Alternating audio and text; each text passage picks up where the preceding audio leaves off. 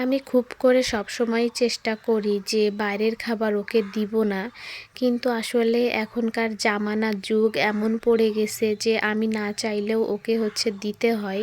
কারণ ও ছোট থেকেই সবকিছু দেখে, দেখে শিখে ফেলেছে। এখন নাম ধরে, ধরে সব জিনিস চাইতে পারে।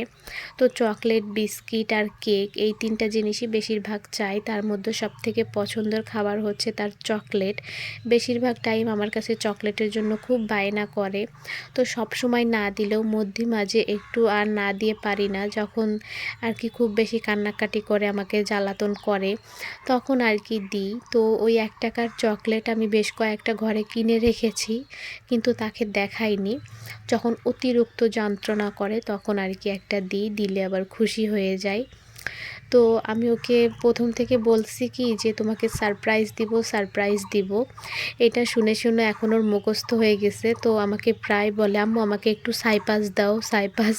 মানে ও তো সঠিকভাবে এখনও বলতে পারে না। তো আমার খুব মজাই লাগে বিষয়টা। তো দেখুন একটা চকলেট পেয়ে সে কত খুশি হয়ে গেছে।